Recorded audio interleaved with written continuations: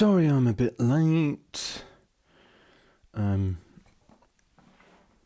First of all, I woke up about 20 minutes ago, which is unusual. Usually I'm up a bit earlier. And then I forgot that I rearranged my setup just to do a video which involves me unplugging a few things. And so then I had to do that last minute. I thought I'd set everything up and then it wasn't working. So I was rushing around like a blue-arsed fly, as they say in the UK. I don't know if they say that anywhere else. I was rushing around like a blue-arsed fly, trying to plug these things in and making sure everything was working. But I'm here now. And I hate being late. I was, one of the first things I did as a musician, here's a little story for you. Story time. And by the way, hello Christoph, hello Shahar, hello Alex, hello Laurie, hello Maurice, hello Eric, hello Rich, hello Daniel. Why doesn't everybody who is watching right now say hello? All you lurkers, come on, I want to see your faces. Hello Samuel, you're not a lurker. If not your faces, then your little, you know, what are they called? Avatars. Anyway. Hello, Mikhail. So, when I first started making music, I was in a band, and this was back in 1994. And hello, Murofly. Oh, there's somebody I've not seen before. Hello, Face. Hello, Gagung. Hello, Brian. Brilliant. Track. Hi. Oh, great. The lurkers are popping their heads over the parapet. So when I was ancient times, 1994, before the internet. Well, I mean, it wasn't actually before the internet, I don't think, but it was before the internet, you know, we knew about the internet. Do you know what? When I first got email, I used to have to go around to a friend's house to check it. That's how old I am. Anyway, so yeah, back in 1994 when I started making music, I was in a band with a guy called Andy and a couple of others, Dan, and Malloy was the singer, and Patrick was the percussion player, and we used to play music, dance music, as it was called back then. There wasn't EDM; it was called dance music, or club music, or house. Although kind of house, yeah. So we would play music live in clubs, and there wasn't Ableton. Ableton didn't exist at that point, and we went all around the country, the UK. Actually, we played a few gigs abroad. We went to Oslo, so we went to Norway. Where else did we go? I think a few other places. Anyway, and so we would take our entire studio with us, which at that point wasn't just a laptop. I don't think they had laptops back then. I'm not sure, but anyway, so it was like a full computer. Can't remember what the computer was. It was some kind of Mac that we had. We did use an Elasis MMT8 at once, but it was, a Mac with a big, chunky screen. And I would play. It was Cubase we were using, and I would actually make the arrangements live by unmuting and muting a loop. Okay. And hello, Mike. Hello, Richard. Hello, Gerald. Hello, Crambo. Yeah, and we had like was it a JV 1080 sound machine, like a synth thing, rack mount synth. We had a Yamaha DX7, I think. We took a Fender Rhodes with us, this big, like, really heavy suitcase things. Why are we picking these instruments? I don't know. And a trombone, a saxophone, because Andy played the trombone. Andy was from Groove Armada. The Groove Armada hit. That was Andy. I was in the room when he was recording that. Did you know that? Anyway, so what was it called? Saltier. I can't remember. Anyway, and what else did we take? Oh yeah, and we had a S900, or was it a 950? An Akai S950. a 909, Roland 909 drum thing. And I think that was it. And various different bits of percussion for Patrick. And we would travel around the country in various different vehicles. Once it was an ambulance. It was an old ambulance. Oh my God. So funny. It was, which broke down the first time we tried to go anyway. And that is a whole story on its own. Totally ridiculous. We got stuck in the middle of the countryside and had to get picked up by we ran out into the countryside and ended up in a garage, in a rubbish dump, and paid this bloke, this like dodgy bloke, 50 quid to drive us all the way to Nottingham in the back of his like little van, which basically what we didn't realise it was, and I had to lie on top of the equipment with this subwoofer in my ear, and he played this really, really banging rave music into my ear, like as we were going all the way to this gig. Anyway, that's a different story. And another one was a post office van. So we bought a post office van, which broke. We went all the way to Ibiza in that, and we had to go only on the B roads because we couldn't go on the motorways because we didn't have enough money. And on the way back, because we hadn't been paid by the promoter, we had to, this is a post office van, we had to kind of beg the people at the French, the French people to let us on the boat. So we've got a ticket, but it's run out, but please, we haven't got any money. In French, of course, and Andy could speak a smattering of French. In this particular story, we got all the way home on the B roads back home. We were like, oh. And we just got like about a mile away from our flat because we all lived together. And then the post office van stopped. So we had to push it the last mile. It was a post office van. It was full of all this equipment. We were like, oh. Anyway, we also went to various different foreign places abroad, foreign places as well. And we were, as you can tell probably from the kind of things I'm telling you, we were literally all over the place. But we were just, so disorganized, and we were always late, always late.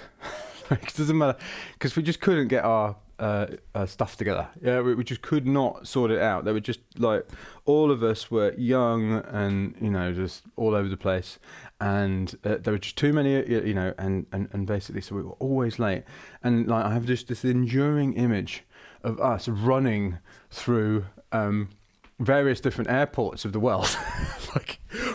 And Andy's really, really tall, right? So the way he runs, he looks kind of a little bit like a giraffe running. like I was like, oh, with somebody like, the flight to the London is now boarding. We are about to shut the gates. Can anybody get you're having your names read out. Could Andy, Katie, and Dan Houston and Michael Mukapenthai please make their way to the gate? And it was absolutely, it was absolutely. So what that has done, this is long but very long story. It's just me saying sorry for being late. What that has done has actually instilled this kind of hatred of being late. Like, I'm one of those people who would rather be ridiculously and annoyingly early than late. I'm sorry, I'm late. Anyway, so coming back to this. Don't worry, Laurie, you don't have to worry about missing days here and there.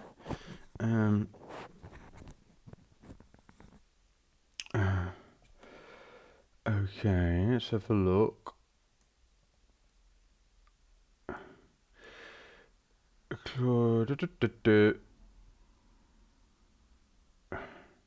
Right, Alex asks, with editing, Mike, say I'm creating with a mouse, drawing in MIDI to create chords, basics. It feels like I'm editing as I go, moving notes around to create something musical.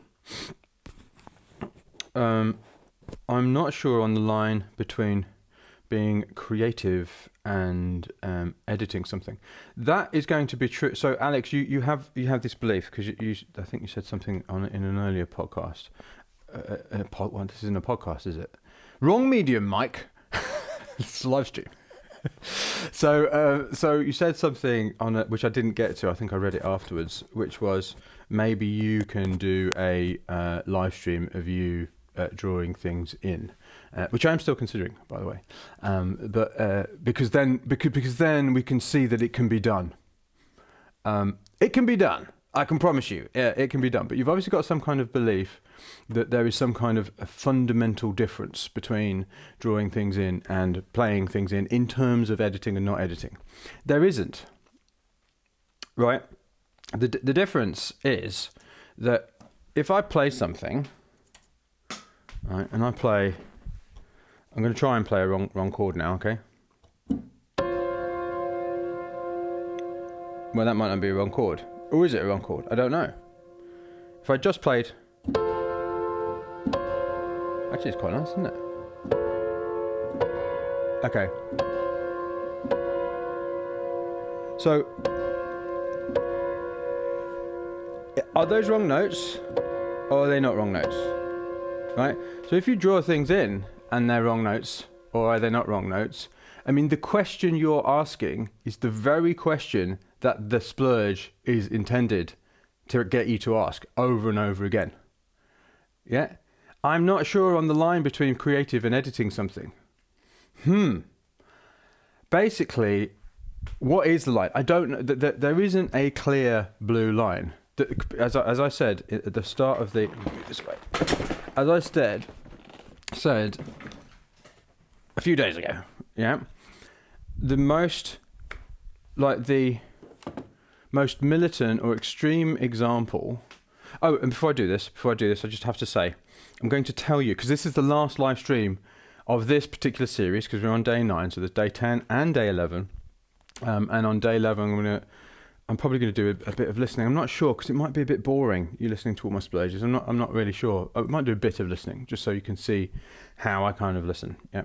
But so tomorrow and the day after, and the reason I'm looking at my phone, even though I'm not meant to have my phone in the studios, is to help you. So tomorrow and the day after, I am live streaming at my 2 p.m, which in Los Angeles is 9 o'clock tomorrow. Okay? 9 o'clock in the evening. In New York, it's midnight. In London, it's 5 a.m. In Berlin, it's 6 a.m.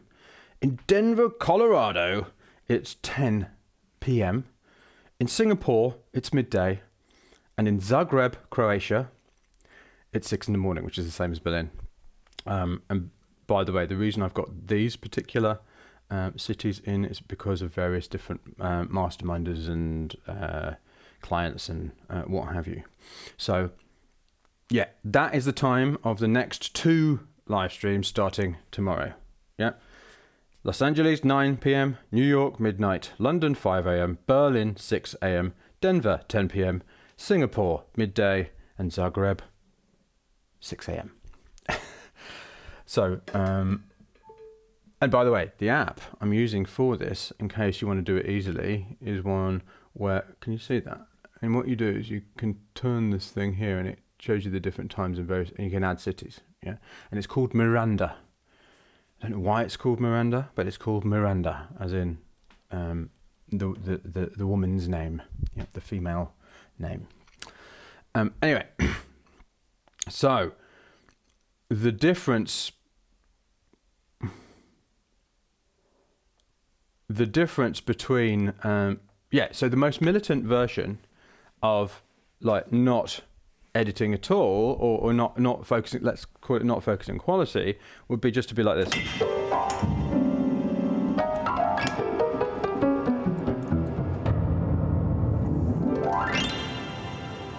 So yeah, anything kind of down from that arguably is some form of focusing on quality, right?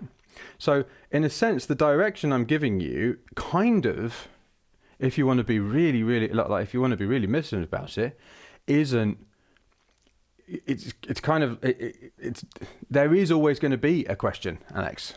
There is always going to be a question, like, am I actually focusing on quality? So sometimes, even yesterday, I left a wrong note, yeah? Or a note that I didn't like, yeah? So I didn't focus on quality there, but the fact that I was actually playing something and also listening for things meant that to a certain extent I was focusing on quality. But I was trying, what this direction does, is it gets you to ask this question over and over again, and it keeps you aware of it. Yeah. So what I might suggest, Alex, is literally doing zero editing for just for one splurge. Yeah, because if you're doing multiple splurges, it doesn't matter. Literally do zero. Just like try making something with literally the first thing you draw in. The other thing I would recommend, Alex, is like getting a cheap controller and start playing some things in, because it's going to help. Yeah, it's your choice, obviously, but it's just as I said, a different way of interacting with the music. Yeah.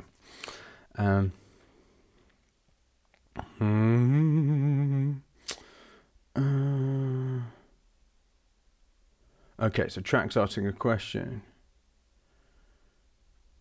Do I keep in touch with Andy, Mike? Yes, I do. I was a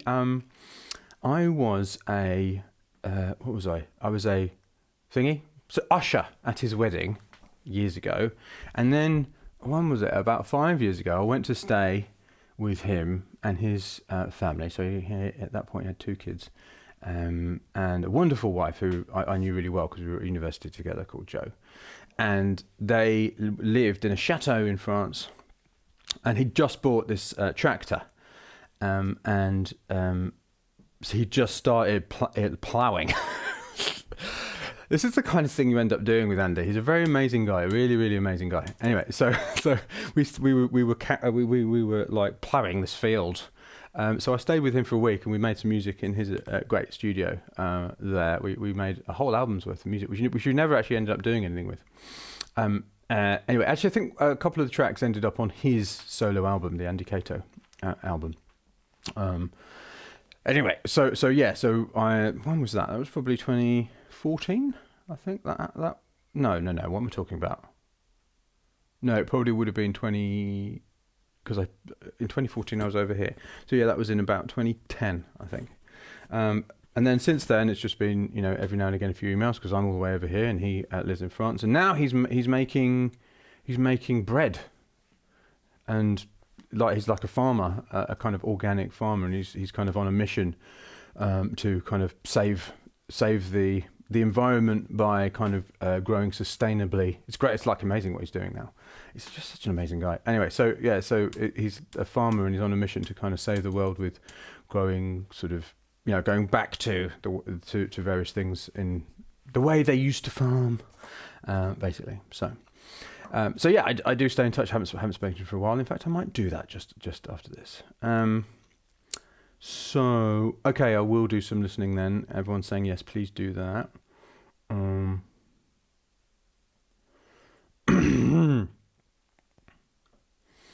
So let's have a go. And the other thing to say is I'm going to carry these live streams going. And I seem to have moved my screen up. That's weird. Anyway, so move my cameras up. So I'm glad you love the stories and not bored and going, so get on with it. Start talking about music production, Mike. Go on. When's he going to start talking about compressors? I came here. I thought he was going to talk about compressors. All I want to know is what about compressors. I want to know about compression and EQ. All right. So what am I doing it? Right.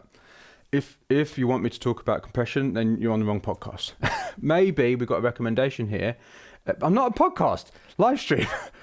This is not a podcast. Yeah. So maybe go and check out Warren Hart, Produce Like a Pro. He sounds like he might talk about compressors. So what was I saying? Oh yes.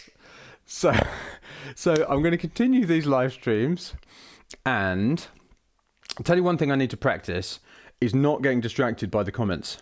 That's one thing I need to practice with this live streaming. I need to somehow create multiple streams in my mind. I suffer from adult ADHD, so I find it very hard to. I'm not sure this is the reason. I think everybody finds it hard to think of multiple things at once. So let's not make that an excuse. But anyway, so yes, I'm doing more live streams from this point on, and I'll probably be doing them not just about splurging, they'll be later on in the process. And one of the things I thought I might do is work on some of the music I've got later on in my machine next. So tomorrow and the day after, I'm doing at my 2 p.m. And then the following week, I can't do my Monday, so I can't do your Sunday probably if you're over on the west side of the world, but I will do Tuesday. Tuesday will be at this time, 5 a.m. Yeah, so that's your Monday. Yeah, all very confusing. And then on, is it Wednesday? I don't want to get my calendar up because I've got lots of private stuff in there. Actually, maybe I can look on here.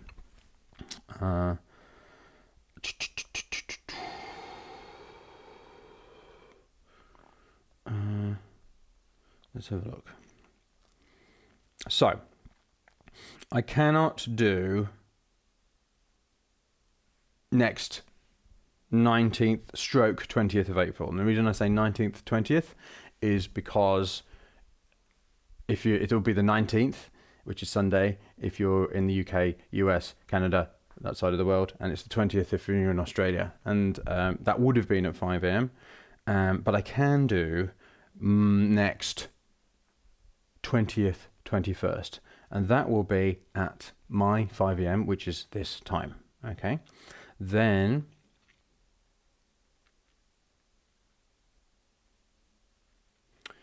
the next one actually will be the 22nd, 23rd, which is Wednesday, which is at 2 p.m. Okay. And then the following day as well. So the 23rd stroke 24th, Thursday, Friday, which is also at 2 p.m. And then from then on, I can go onto a regular schedule, which is my Monday, my Tuesday, 5 a.m., then my Thursday, my Friday, 2 p.m. And that will be the regular schedule. Obviously, sometimes I might have to not do one, but I'll mention that in the thing. But that's going to be at the same time. So trying to make myself like an old-fashioned TV program. So the countdown splurge. All right, and let me just check see if there are any more questions. Yes, Scott had a question. Hey Mike, I had a ton of fun with the last splurge and did things I would never have done. It got me out of it has to be perfect mindset. Yes, fantastic.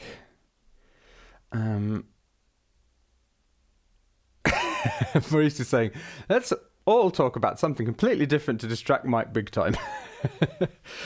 Where? Oh dear, exactly. I'm like a Groodle. We've got a Groodle. She's like that. Squirrel! All the time. So let's do this.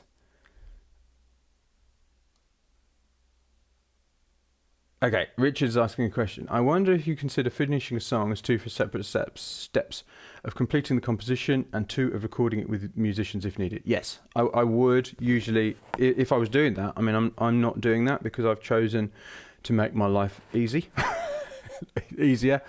And like when I came back to making music, I was like, well, I can decide, and I'm not saying this is a bad thing to do at all. If that's your thing, if you want to record other musicians, if that's what you do, then keep doing it. I'm just talking about my own thing. So when I came back to making music, I knew that it had to fit, any music I made had to fit into my life as it is now. Yep. So I chose to make instrumental electronic music, and as I had been doing before, because it's got the least steps. And it's in a sense, the least complicated to do. Yeah. I mean, I am making it slightly more complicated by wanting to perform my own stuff at the moment on like MIDI piano, MIDI stuff. Yeah. Sometimes on synths as well. So for instance, I will compose. In fact, this is a good example. I've got a track in my machine. Let's show it to you. In fact, I might just play it to you. How about that? How about we do something different and I play you something that I'm in the middle of? All right, here we go. Oh, blimey. This is how many... What happened there? Unusual. Come on. Come on. What's going on? We're obviously having some kind of useless MIDI problem. Internet problem. There we go. Oh, hello. That's new. Alright. So, this track. Actually, you might not be able to hear it. I can't hear anything. Yeah, no, that's not going to work. It doesn't matter. Basically, in this track, it has a piano part, which actually, funnily enough, is an Alberti bass part. No? Like that. And then it has a part in the right hand. And because I want to play it live and not quantize it and stuff, when I say live on a MIDI keyboard, I don't actually have it as a performance. Yeah, that's taking a fair amount of practice for me to kind of get it at the right speed, and so that I can actually record a live take. So I view, and I have to view, the composition process as separate from the performance and playing process. So absolutely, yes.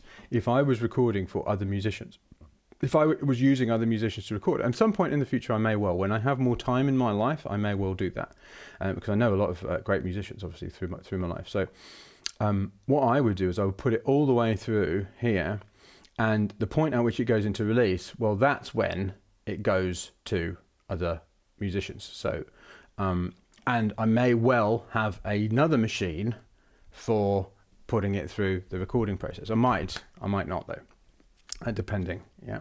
So yes, the composition wants to be separate, I think, to the recording. Now, obviously, some of the composition process in some people's cases is going to be, and this is in my case, yeah. For some people, the composition process is going to be partly influenced by what the musician plays, yeah. But in the context of the machine, you can bring, so if, say, you use musicians to kind of further the ideas or kind of get there, you could splurge out an idea yourself here, then when a session player comes in, or the musician that you're using comes in, you can just play them a load of splurges. Yeah, well, so first of all, you would process these splurges, yeah. Yourself, you would decide what you wanted to take forward, and then you might play them the ones, because with musicians, like with anybody, you want them to be working on stuff that they're feeling, yeah. So you would play them a number of different things and say, which one of these do you want to play over, and then you would put that into probably the discovery column and kind of start from there. So you could do it that way too, yeah. But oh, you were hearing that? That's funny. I wasn't hearing that. So, oh yeah, I'll work that out later. So, was that? Okay. Yeah, I mean, in general, Rich, about things in the creative process, I think there is a real benefit to modularizing the creative process, particularly if you are either a solo producer or the person who is leading the group. If you're the person who's kind of, what's the word? If you're the person who's, there we go. That's really bugging me.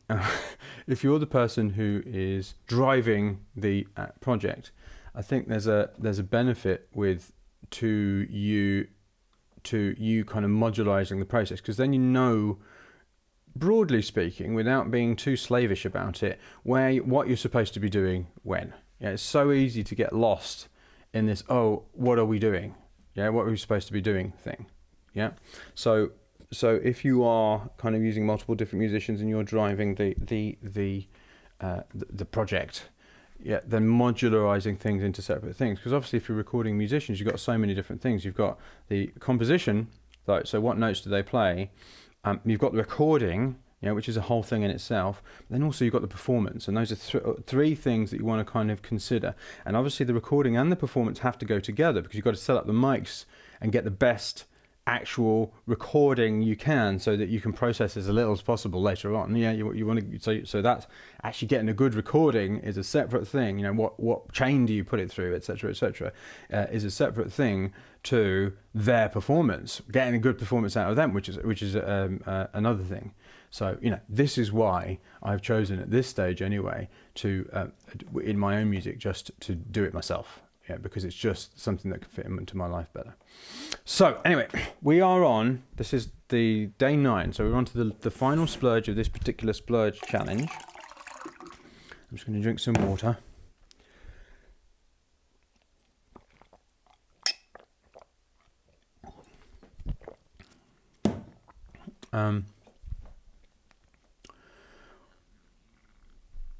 Maybe I know what it was. Anyway, so what I'm doing is I'm going to set this half an hour thing, and I'm probably going to have to not talk too much. I'll try and narrate what I'm doing as I'm doing it, but this is the splurge. Actually, before that, does anybody have any further questions? Has anybody got any challenges with the splurge that I haven't covered yet, that they're not sure about?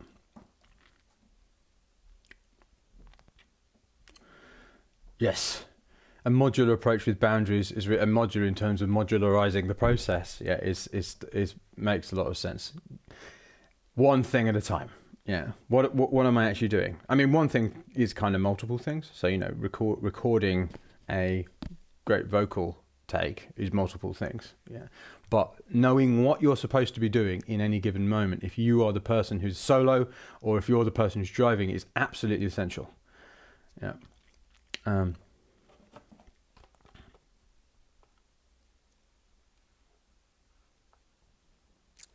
So I'm going to set a time. So does anybody have any questions? I'll ask. I will answer questions at the end. Okay. So David is saying, I'm finding the time restrictions very difficult. So David, that's not a question, but thank you. What is your question about that?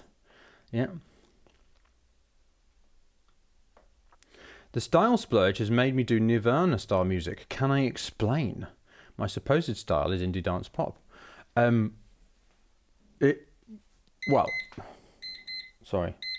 Don't know why that's beeping now. Oh God, it's going to do it again now, isn't it?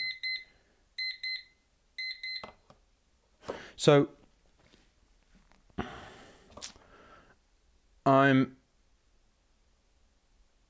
the style splurge has made me do Nirvana style music. Can you explain? Well, one reason for the style splurge is to demonstrate. So a lot of the things, the way that I coach people, particularly in my courses rather than my one-to-one coaching. Actually, in my one-to-one coaching, it happens as well.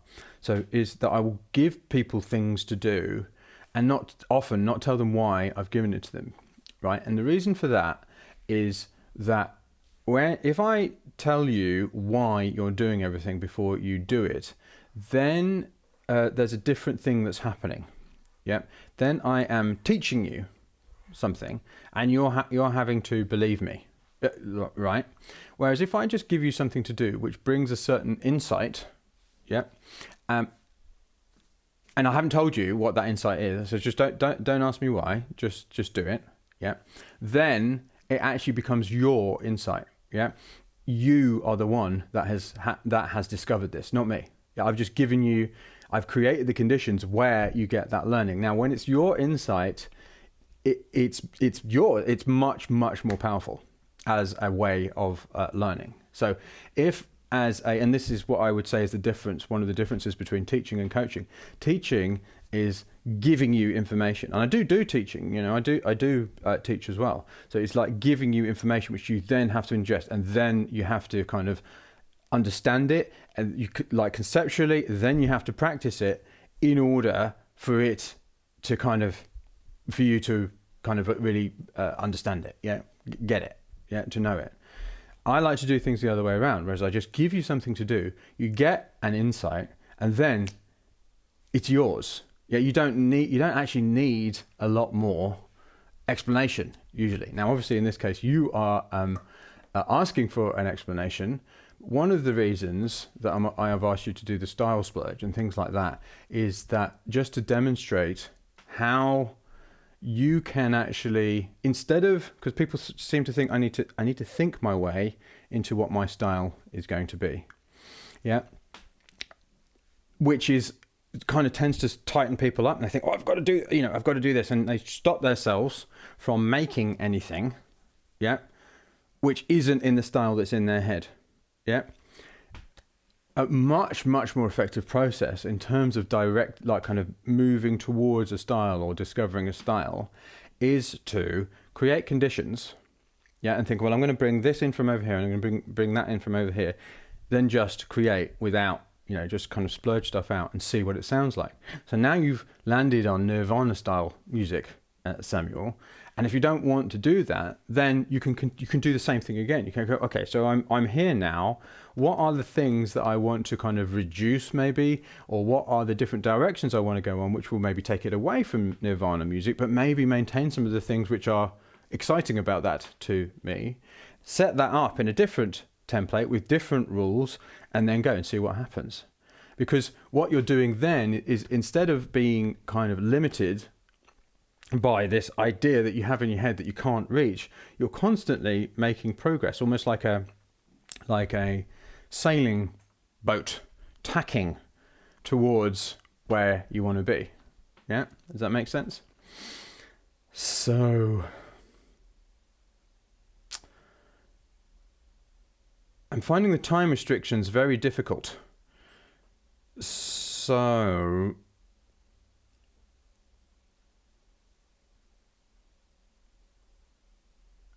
time restrictions are intended to be challenging, yeah, because they're making you go faster, yeah, and when you go faster, it's harder to focus on quality. So that's one of the reasons for the time restrictions, and particularly for the last two days of splurging, the final countdown splurge, where you're trying to do as many as possible in a half an hour block. That kind of means that it's like speed, going fast it's a way of kind of learning lots of different things about yourself. So for instance, as a musician, for instance, what you are terrible at, what you kind of naturally do, and those things can kind of annoy you. So for instance, I'm always doing similar kind of chord progressions, which bugs me a bit. So that is something, but I've only kind of clearly seen that through making lots of ideas. It kind of very quickly, much more quickly, becomes obvious that there are certain areas where I want to improve, I want to skill up, yeah. Certain areas that I want to work on. And when you go super fast, it's almost like you're being stripped naked of all of the kind of the edifice of stuff that's actually in front of where you're at as a musician. When you're going fast, you are your least, what's the word, least, you're your most authentic, transparent you, because you're just doing what comes out. Yeah, you have to, because you're going as fast as you possibly can. So they are actually intended to be difficult, challenging, in order to demonstrate things to you. Because at the end of the day, if you're not good in a certain way, or if there's something that annoys you about yourself musically, well, that's not something to be like, oh no, terrible person. I might as well give up now. Now I'm demotivated. Yeah, because if you do that, if that's your reaction to that kind of situation, what you've been doing the whole time is deluding yourself that you are something that you're not. And all change needs to start with honesty. Yeah, all positive change needs to start with being honest about who you are and where you're at and what you're good at and what you're not good at. Yeah, that's where the strength splurge came in. Yeah, if you're not honest, then you're going to be improving things that maybe don't need to be improved yet. I sent out an email to my people, my leapers, earlier on this week, asking to listen to a piece of their music their favourite piece of music that had gone through the automatic music machine. And then, got into loads and loads of conversations. It's what I've been spending most of my time doing. It got quite overwhelming, actually.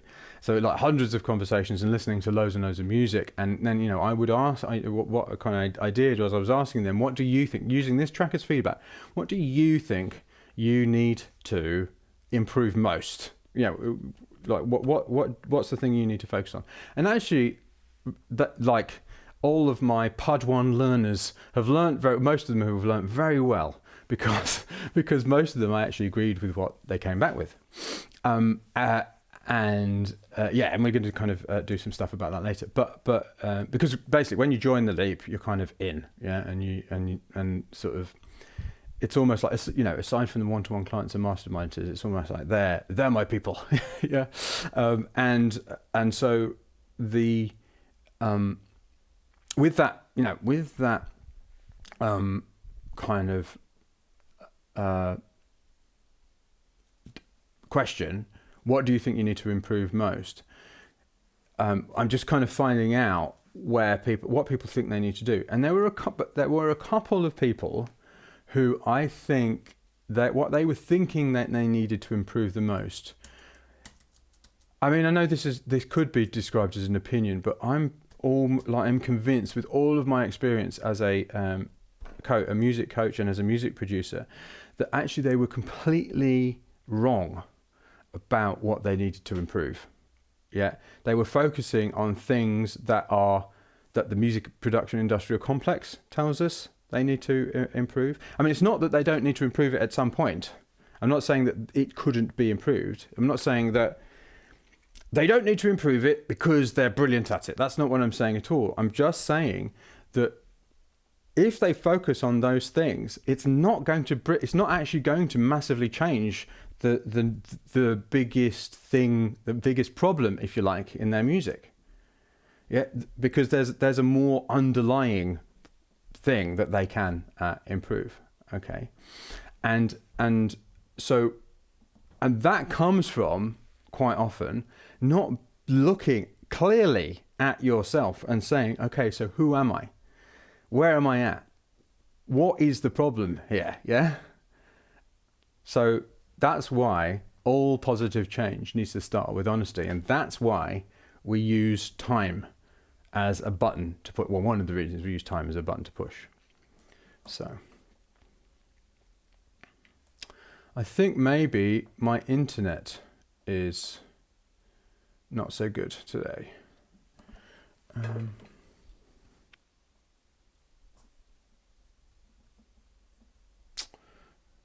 Well, I'm sorry about that. Let's see if I can add a comment. Sorry about that, guys.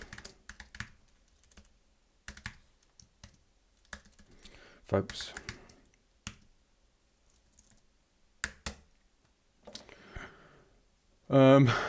Yeah. So, I wonder if there's something I can check.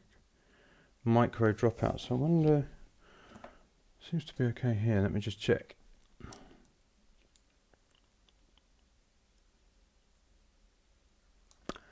Oh, I know what it is. I am testing.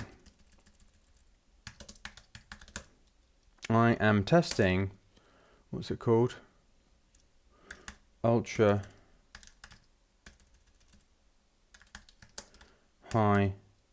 low latency. I'll change it back for the next stream.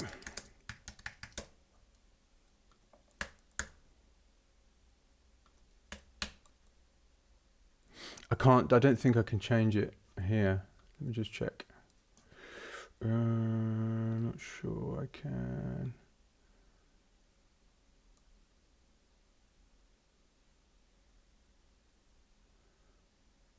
I wonder if I can change it while I'm doing that. Let's try that. Okay.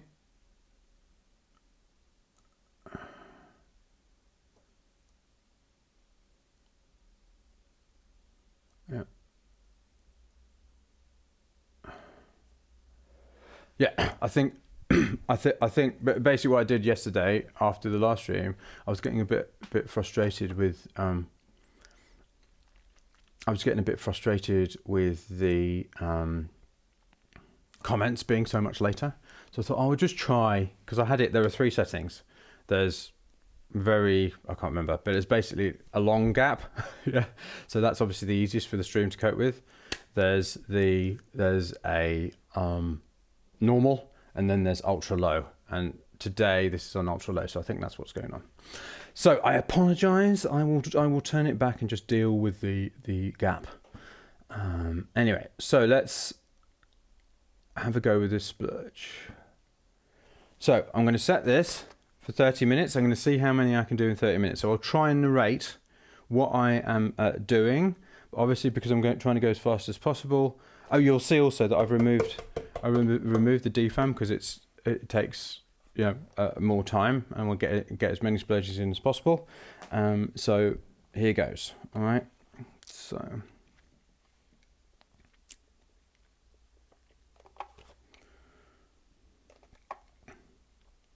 Oh, good. It's better. Oh, it's good now. Oh, brilliant. All right, so there you go.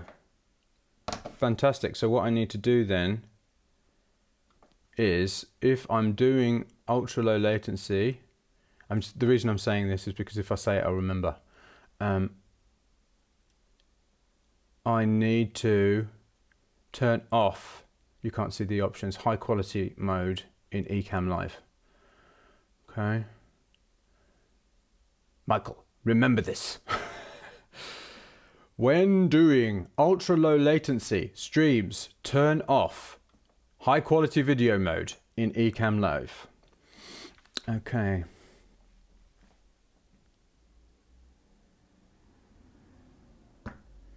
Right, let's go. 30 minutes and I'm away. I might start with that chord.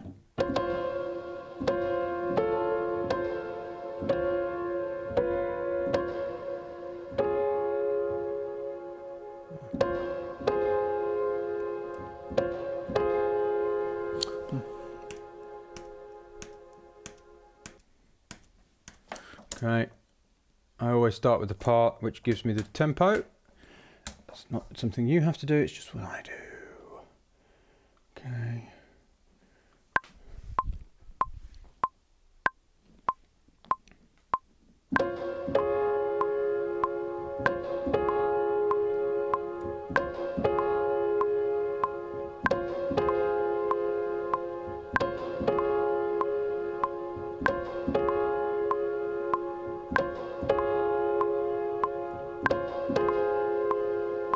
So there, I made a mistake and played the wrong chord kind of resolution, but I just went with it, which I probably wouldn't have done had I not been going really fast. I went with it.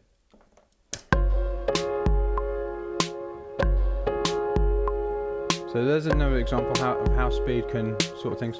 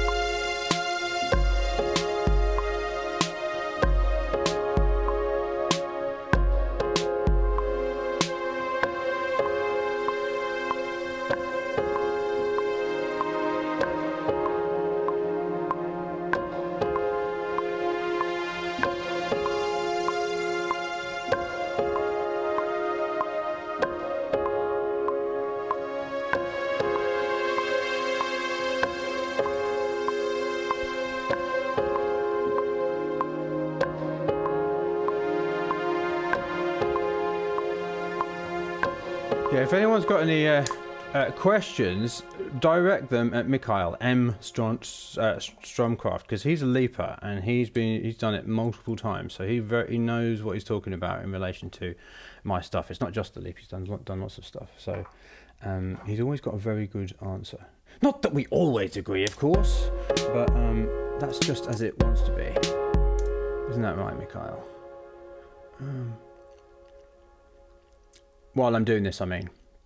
I guess is what I'm saying. Right, okay, so there's one part. Right. Now, documents. Oh, let's just try something else. I know what that is. I don't think I want another piano. Okay.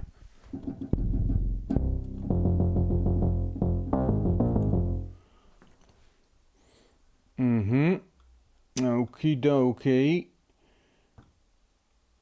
Let's go over here. So you can see that I've created a little, in air quotes, arrangement with the parts.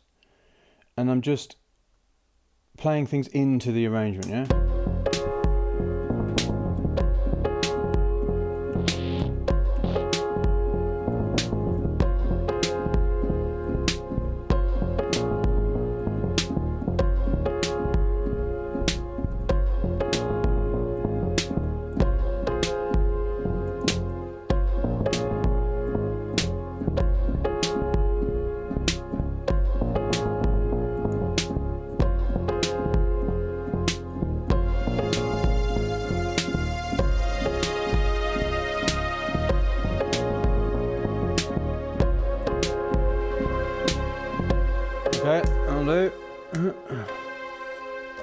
I'm just going to quantize this for the sake of speed.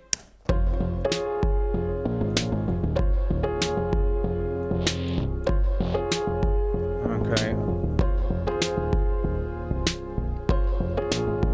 And I'm going to do a bit of a...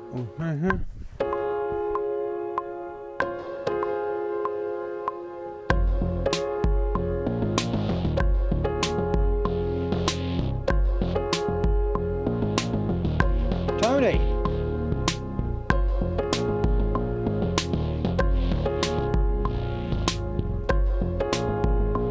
And Andy.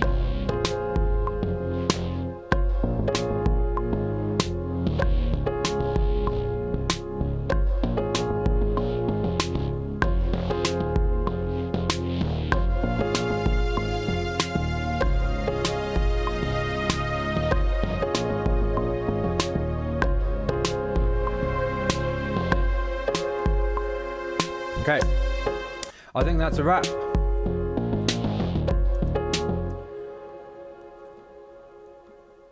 So the reason I did automation on that part, yeah, was for future Mike's benefit. Yeah, so I'm just going to save this. I'm not going to bounce it out right now. So let's record it.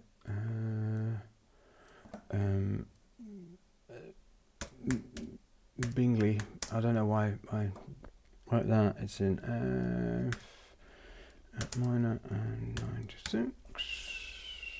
Yep. New from template. So this is the only circumstances, just this particular splurge, the only circumstances where we ever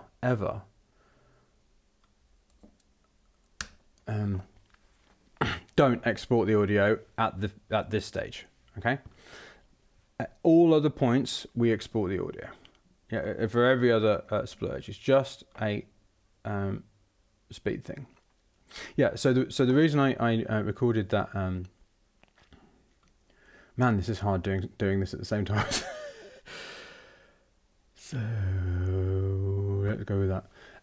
So yeah, the reason I recorded that automation was for future mic, because I heard in that bass sound that there was kind of a nice thing, and I just wanted to tell myself that in the future, that there's this nice, you know, when you move the modulation wheel, that's what happens. Okay, so.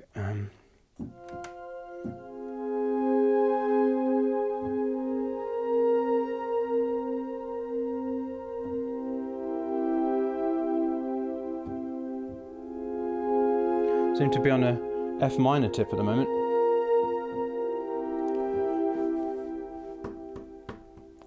Let's go super fast.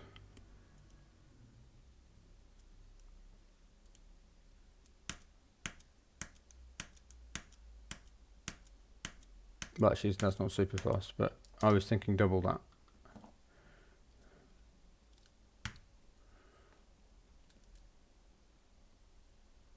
Let's go 104.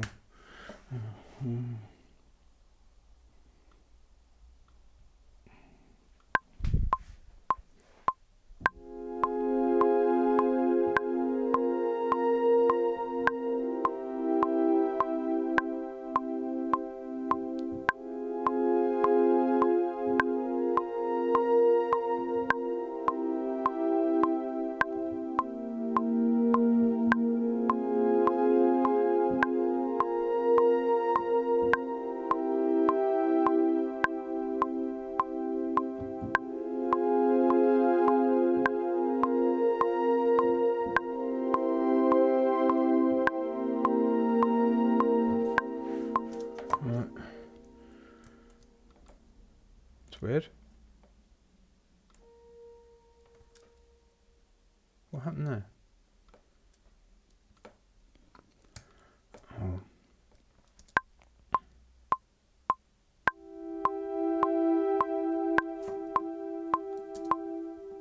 Strange.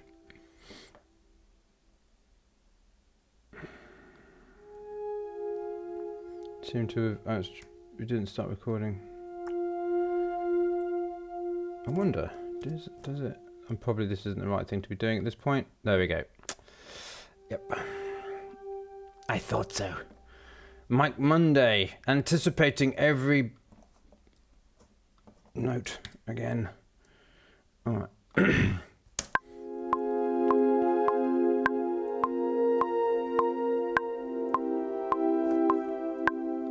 All right. Quickly go.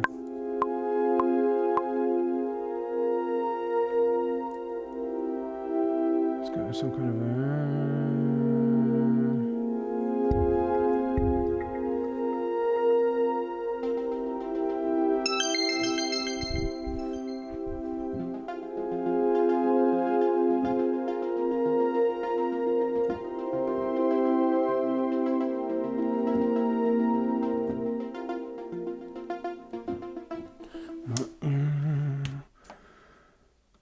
actually, what I need to do is this. I'm going to do that up to there. I'm going to move these over. Okay. So you can see I'm thinking about the arrangement at the same time as like splurging, which isn't always what I would recommend, but you know. All right. I've got to up the speed. I'm going too slowly right now. I can feel it. Feel it in my bones. I'll turn you up a bit. Okay. And there we go.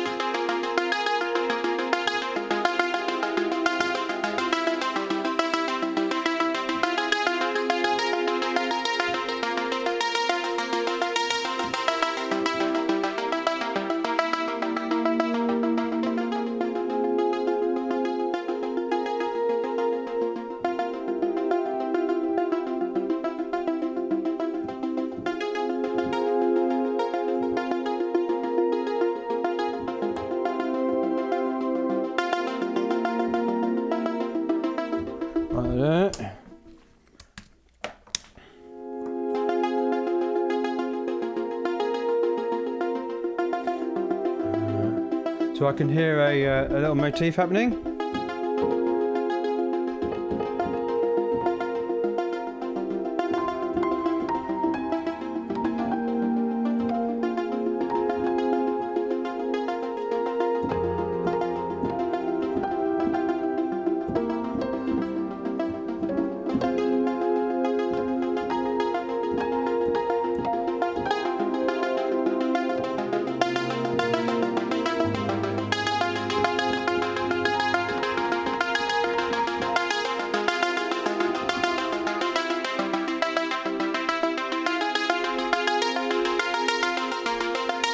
this up.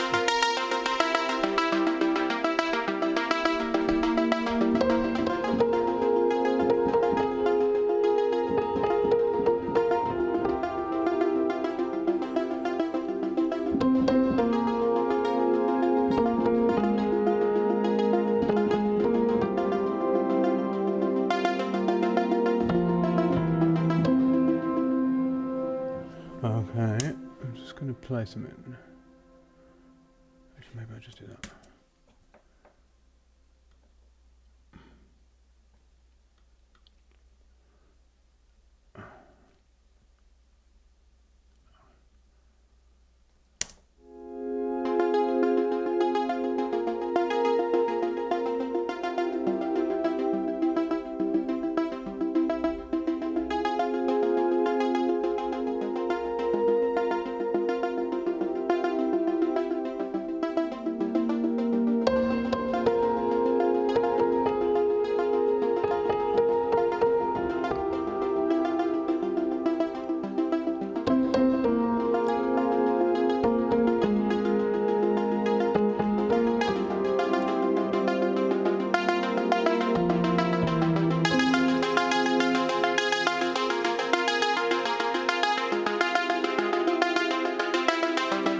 I'm going to do is going to get a actual bass line thing. So you can find one quickly.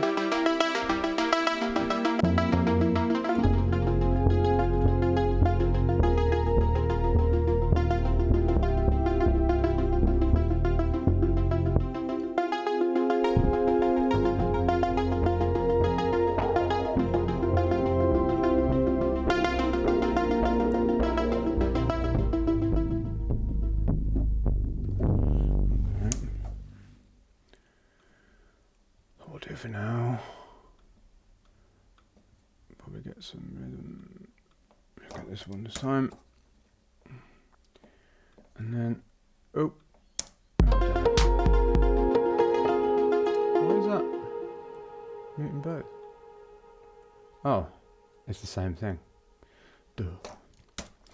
Sometimes I do it differently, so I've got a 999 on one. So.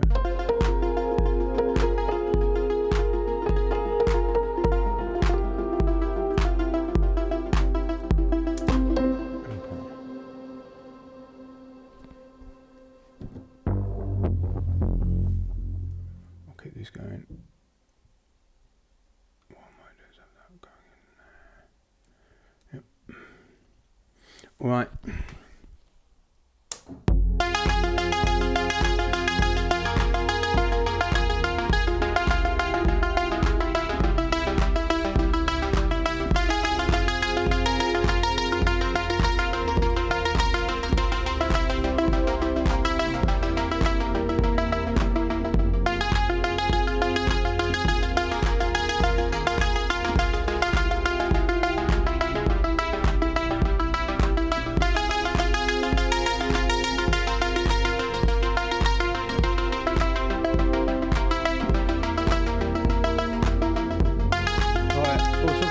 There. I'm not going to worry about it. Just going to get on with it. No.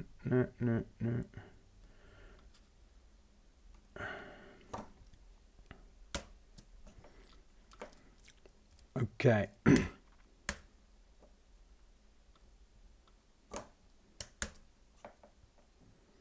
just going to leave that like that.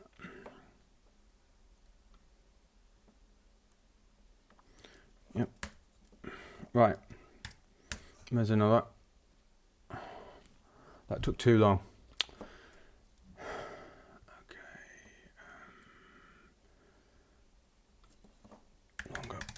And let's F minor again, and we're going 104. Okay, and new from templates. Close, save. Alright, let's go again. See if I can get 2 in the next 12 minutes. Right. Right, try a different key.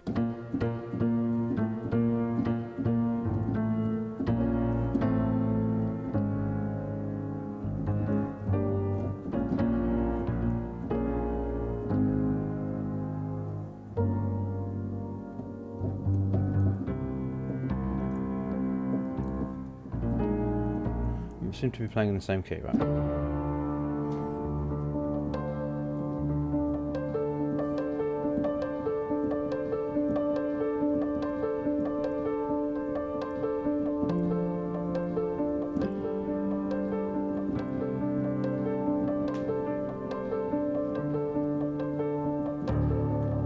That'll do. All right, and let's just go double time. That's not 98.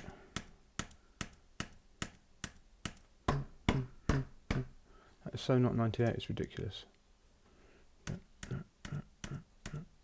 There we go.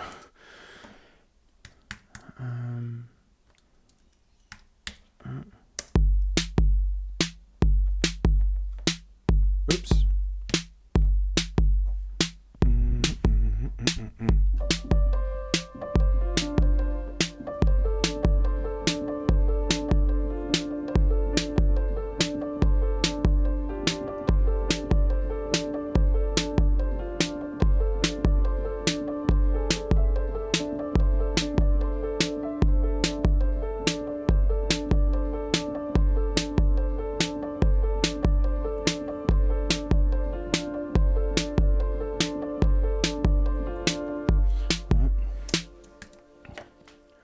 Few wrong notes in there, not going to worry about them.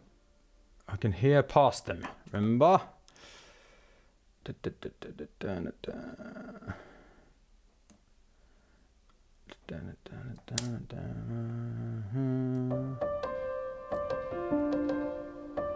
Alright, so it starts there. Right, okay. 1, 2, 3, 4. Okay. That means I need to make this part end there. I think that should work. Let's just check. Yeah, and let's just give you a bit of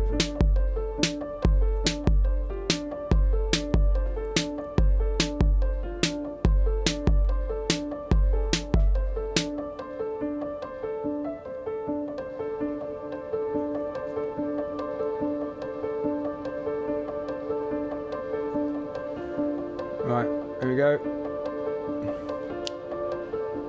You can hear the wrong notes and the timing things, just not going to worry about that in the slightest right now.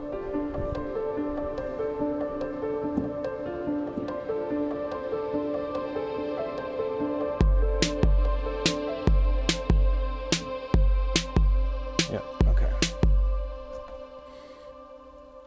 Can you see that I'm using various, so I'm using when needed, the preset splurge rule, yeah. But if it doesn't fit, if it does, like when I say if it doesn't fit the direction about speed, you know, if it's something that's going to take me longer, then I find something else. Yeah, as soon as there's something that I can do something with, I'm going with it, because the number one thing we're doing here is going fast. Yeah.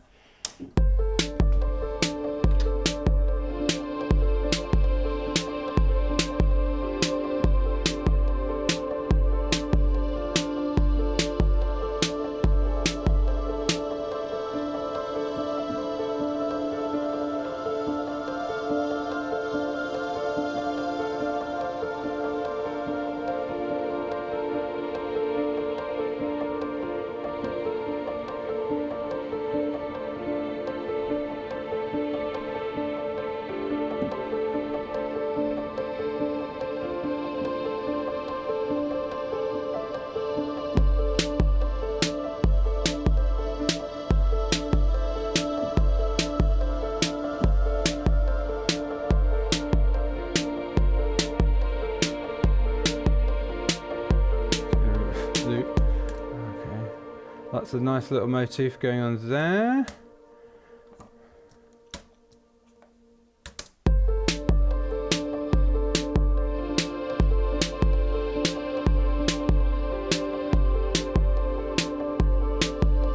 I'm just going to add this last note on there. I'm not editing it, I'm just adding the note that was missing because of the looping.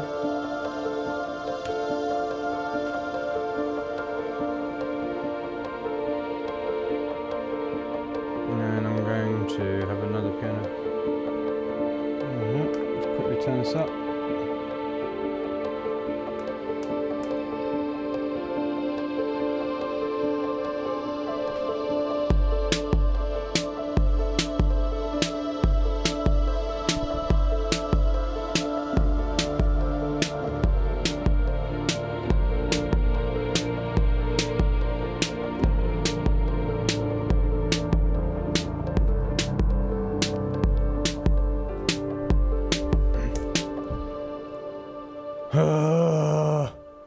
Mike Monday, when are you going to learn not to anticipate your notes? It's very dull. Right, actually, what I might do is just do a bit of cheeky one and just right, saving a bit of time here. Instead of having to play. Oops, wrong thing. Okay, oh, there you are. Whoops! Ah! Ah!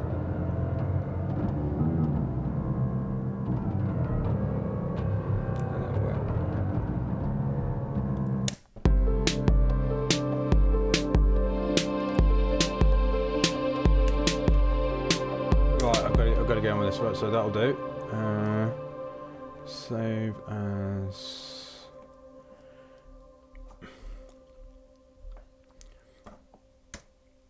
blue.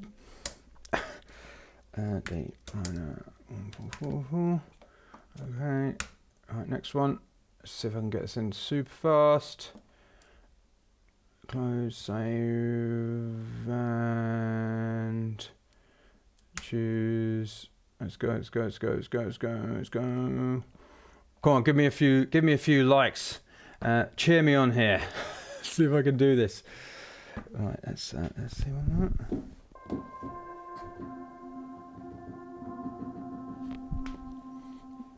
Why is the Omnisphere so quiet today?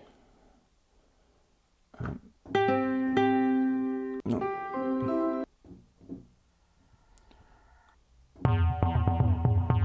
Oh, let's just start with that. What the heck?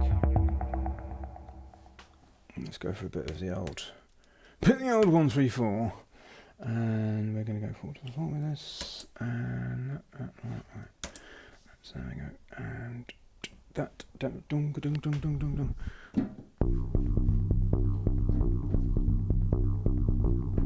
Okay, let's go.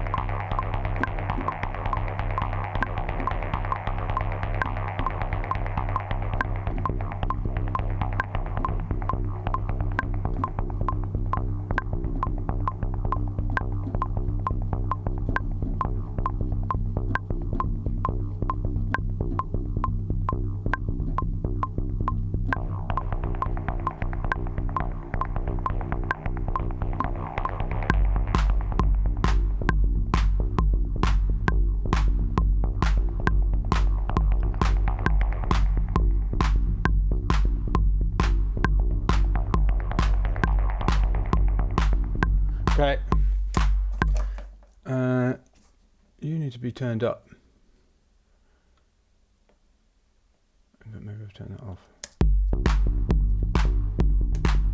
I mean, that's a splurge on its own. I've got 1.5 minutes. I think I might leave it at that.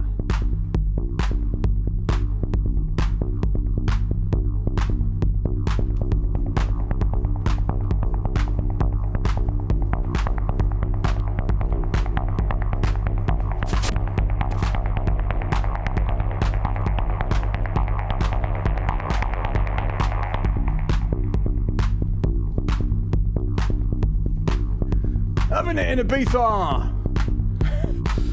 So, there we go. Whew! Having it. Which could arguably be described as a quality judgment. But I don't care. I'm going to... You're breaking your own rules, Bodie! Okay, so C... 1, 3, 4.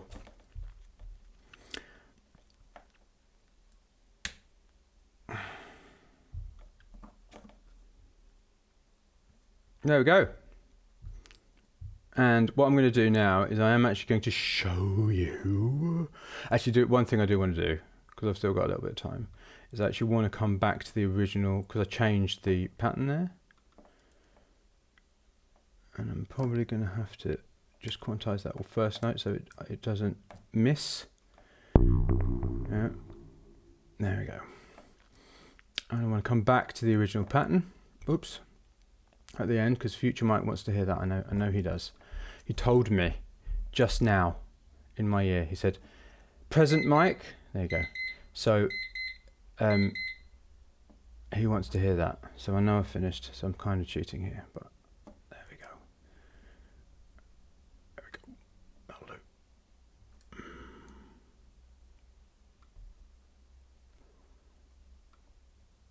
Right. Save. Yeah, it's minimal. It's done. There you go. There's my, what's that thing? 10-minute track thing.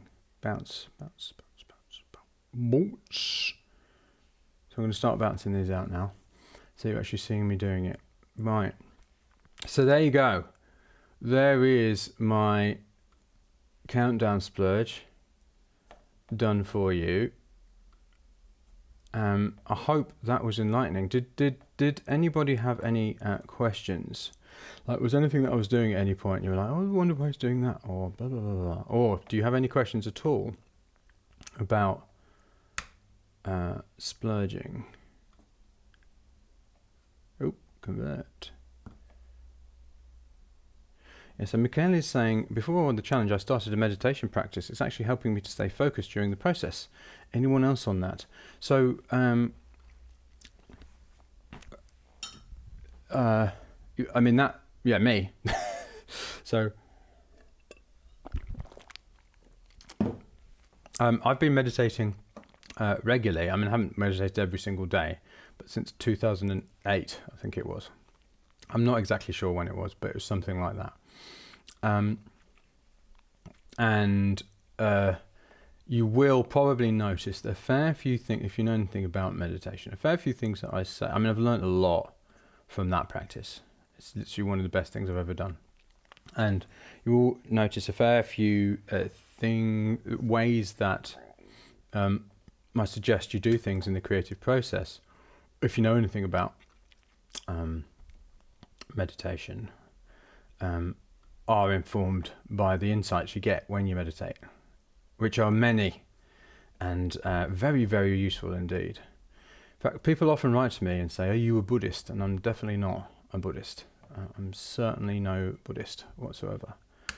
But, you know, just like lots of other areas, I'm a little bit like a magpie, stealing insights from all kinds of different areas. I think one of the dangers, and again, this comes from, I'm not going to get on my schooling soapbox, but this again comes from the way that we're taught in these kind of, now we're doing geography, and now we're doing history, and now we're doing music, and now we're doing English, and now we're doing maths, right? Which kind of makes sense in terms when you have to educate, you know, hundreds of children all at the same time. That kind of makes complete sense. But actually, you know, life isn't really, you know, compartmentalized like that. So the way that I have got the best results in my music, and then also now in my coaching, is by being a little bit like a magpie and learning lots of different things from all kinds of different areas and thinking how they could apply to the creative process, or how they're similar, how they're different, how this kind of group of people think differently That's one of the reasons I subscribed to the masterclass series. It wasn't, to watch the music producers so much. It was to look at all of the other people and see how they kind of think about being great at what they do, because you can apply it all over the place. And one of the places that I have learnt a lot from is, so you can see me doing all the exporting. I've learnt a lot from is my meditation practice. And if you don't have a meditation practice, I would strongly recommend that, unless you have maybe some kind of, I'm no psychiatrist or psychologist, so I don't want to say that. So unless you have some kind of underlying mental health problem, which might mean it might not be a good idea, because it can, if you meditate too much, it can cause issues. So if you do have a mental health problem, ask your psychologist or psychiatrist before doing it. But so that's the first thing. But aside from that, I can thoroughly recommend. It's just literally one of the best things I've done. I mean, a lot of kind of the meditation stuff that's out there right now is kind of the way that it's taught is a little bit like it's in some kind of a executive stress ball, to get calm or to clear to clear the mind of thoughts. That's not what it is at all. It's way more than that, and it kind of teaches you about how your mind works. And at the end of the day, everybody's obsessed with learning how compressors work and how EQs work and all of that kind of stuff. And they just totally ignore the thing that they use to use the tool. The tool that they use to use the tools. They just like, oh no, it's all right, that's not important. Monday, you're just about motivation. Oh, I know, if you've got something practical that you can help me with. Blah, blah, blah, blah. Yeah, and then they don't finish any music, or they finish like a load of crap, or they finish a load of crap music, or they, just get really frustrated, thinking that the solution is in some kind of tool and learning the tool. What the solution has to be first, you go upscale, is the tool that you use to use the tools, because that determines what you do. Right? I just don't get it. I just don't get why people don't seem to see the sheer obviousness of this. Yeah, if you haven't trained your mind in any way, if you haven't looked at doing that in any way, then you are not. It doesn't matter how much success you've got. It does not matter how much success you are. You are necessarily holding yourself back. You are. You must be. Yeah, we don't automatically. We're strange and wonderful creatures, us human beings, and we don't automatically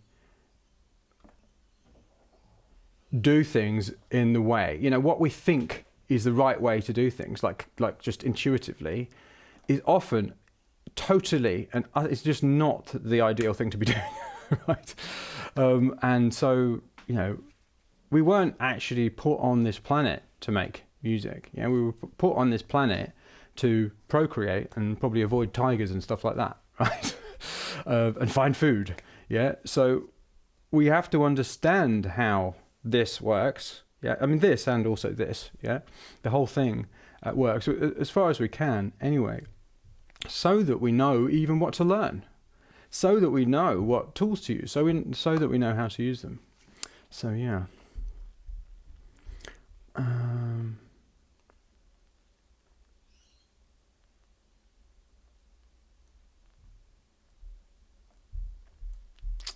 So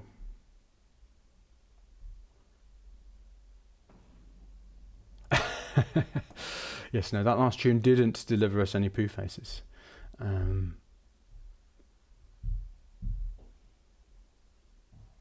Okay. Yes. So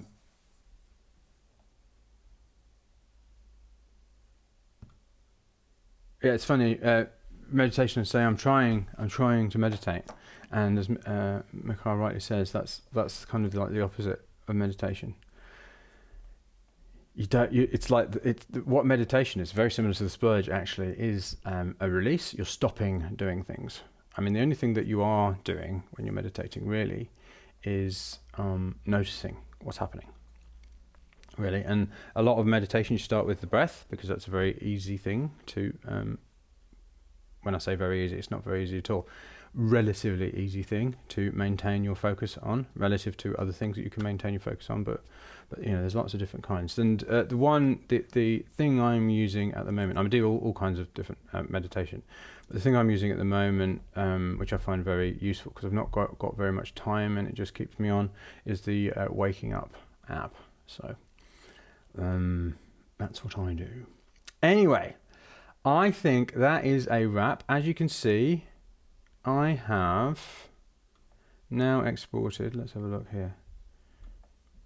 Hello, where are you? Right. And that's, where have I gone? Oh no, I've lost my splurge folder. Darn. There we are. Date created. So I did 4. I was hoping to do 6. I only did 4 today. That's it. Yeah. So there's the exports, just to show you. Always export the audio. Okay. And that's a wrap. So remember, tomorrow, if you're awake, I am live streaming at 2 p.m. Sydney time, 9 p.m. Los Angeles time, midnight New York time, 5 a.m. London time, 6 a.m. Berlin time, 10 p.m. Denver time, and midday Singapore time. Okay. So yeah, and tomorrow we'll be doing another final countdown splurge, and then the day after I'm going to be doing some listening. I may not do listen to all of them, because I think that will probably be a little dull. But I will listen to some of them and you know, do that kind of thing. So that is it for now. I hope this was valuable. Happy splurging. Really turn up the pace now. Just go as quick as you possibly can, because as I said, in speed, I think it's actually what somebody else said, but in speed comes truth. So until then, onwards and upwards.